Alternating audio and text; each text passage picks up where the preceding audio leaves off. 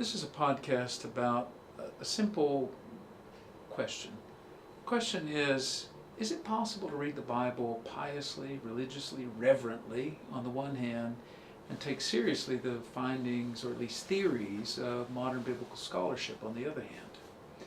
Many people say that the answer to that question is no. You have to choose one or the other. Or they avoid the choice by creating a kind of modern scholarship that's always defending and pressing against conclusions by other people. But I want to take a different tack.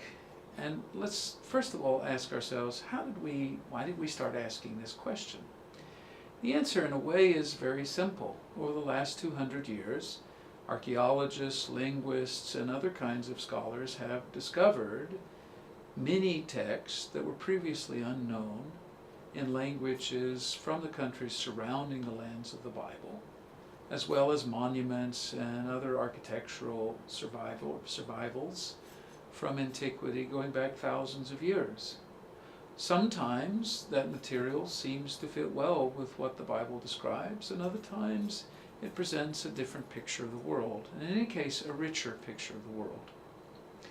The other movement that's relevant here is that modern biblical scholars have usually argued that the biblical texts themselves are not created by one author at a time, the way most of us would write modern books, but by multiple authors.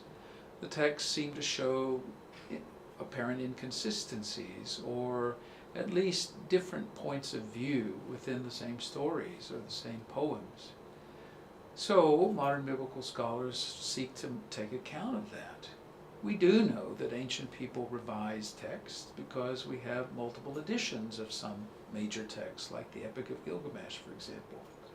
And we know that ancient people's conception of authorship was very different from ours. So you might ask the question, is it possible to read these texts as a modern biblical scholar and still be a person of faith? Simple question when you put it that way. I think the answer is yes, and for a couple of reasons. I think modern biblical scholarship, when it's done well, is always asking the question of motives and always seeks complexity.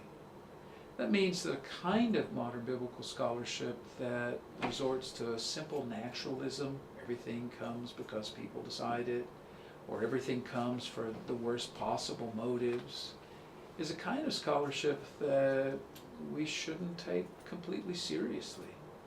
We should instead seek complexity in the motives of the people who preserved and created these texts and read them for the first time.